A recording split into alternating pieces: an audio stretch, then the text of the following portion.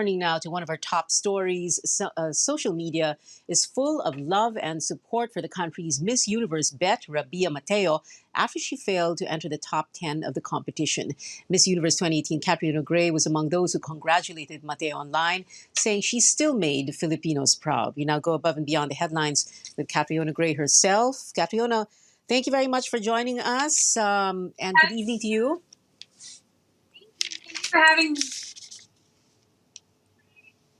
Yes, well, let's begin with this. No, although I'm sure a lot of people ask you this, but what is it? What would it have been like for Rabia Mateo? You were a candidate yourself, but you won, no? Si Rabia naman hanggang top 21. So, what was it like for her? Did she feel? Must she have felt like she failed the country, or she didn't do good enough, and that's why so many people were saying that you did good enough, that you represented the country very well. What is it really like inside that pressure cooker of a Miss Universe pageant? It is definitely a pressure cooker. That is a perfect way to put it. And even more so when you consider what Rabia really had to go through, even at the start of her reign, that really happened during a pandemic. I can't even relate to what that must have been like, because even putting together a wardrobe, training schedules, even her movement going to the host country would have been restricted, and there must have been challenges. And the fact that she could get there and be in fighting form, I really think is an accomplishment in itself. And of course, I know that she must be disappointed that she wasn't able to progress further in the competition, but you could see her fighting spirit all throughout. And I really have to applaud her for really handling the pressure with so much grace. Every time she was on stage, on camera, at events, you could see she was giving it her all. And as a Filipino, I can't help but feel proud of what she did. There was a lot of talk before the pageant that she is likely to enter the top 21, but after that, question mark pa rin, no? But ano kaya yung the national mood, no? Okay, so she makes it to top 21, then everybody's, yeah, maybe she has a chance, no? And then she doesn't make it to the top 10, and then, it's like, parang biglang bagsak yung, bagsak yung level of happiness ng mga tao. Definitely, but I think us as Filipinos are also the type that once our bet doesn't make it further in the competition, we then choose the next bet that we want to really cheer on for. I love that kind of camaraderie that Filipinos have in the field of pageants. But I've been seeing nothing but the outpouring of love to Rabia online and from my fellow beauty queens and also other people in the industry. And I really hope that she's feeling the love, especially from her family and her team at this time.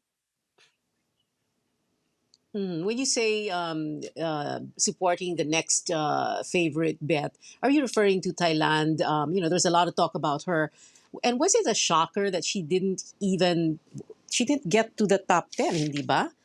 Yeah. No, she got to the top 10, but she didn't make it to the top 5. So, and then, so a lot of people were saying, uy, bakit ganon? Ang daming Latina. Although you did have Miss India there in the top 5, but, it was like, tapos Latina talaga yung nanalo, no? And then, some people were saying, is it because we had two very recent Miss Universes, Pia Wurtzbach and you, Catriona, and then, are they trying to balance it out? Or, daming theories, going on in people's minds. There will always be theories naman. Pageantry is one of those sports where us fans really love to come up with different formulas, different trivias to what could possibly allow us to figure out who could be next in line, no? But I definitely don't think it's because of the succession of countries in the last 5 years. I mean, we've had 2 Miss Philippines and also 2 Miss South Africas. And if they really were trying to avoid that, I don't think that would happen. I guess it's really the judging panel's decision. It's a very esteemed and diverse judging panel. And I guess we could just trust that they made the decision based on their preferences. Let's talk about, for a while, Catriona, the questions that were asked. No? So there were questions, and there were a lot of, some of the interviews that were used within the show. It was interesting, no? They would highlight changing beauty standards. They would highlight mental health, even sexual assault, domestic abuse, protest, and how governments around the world would handle the pandemic, how they handled the pandemic. And it was interesting when it was India kay India natapat yung question, no, about how government handles the pandemic. No? So, the Mhm. questions are becoming more, very, very, more, even more challenging, right?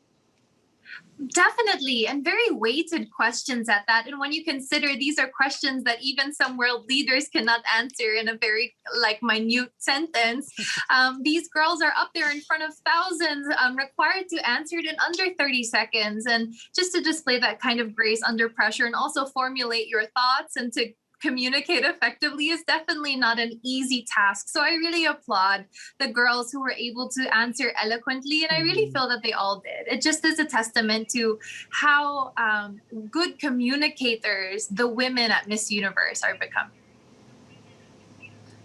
Mhm. And my last question, Catriona. So, people were hoping na kahit hanggang top five lang, or maybe, get the crown, no, for Rabia.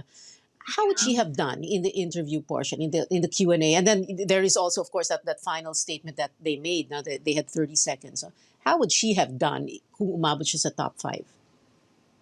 Well, honestly, naman, when I've seen her interviews, she really has so many personal stories and things to tell. She's a very good communicator, and she really speaks from a personal place. And I think that's a great asset to have as a communicator in Miss Universe because it really allows you to connect to people and more so the judges. But of course, we can never tell how really you answer under that type of situation, again, in front of thousands with all that pressure. It's very much a different ball game comparing an interview to say a media partner or in a closed room kesa sa nasa stage ka in front of everyone. So really never know. Hmm. And of course, like you pointed out, Catriona, very interesting. In the last 11 years consecutive, the Philippines was placing always in the top 10 or top 20. Well, Mhm. today top 21, or third or fourth or first runner up. So, Catriona Gray, Miss Universe 2018. Thank you very much for joining us this evening. Thank Salamat. you very much. Now, the third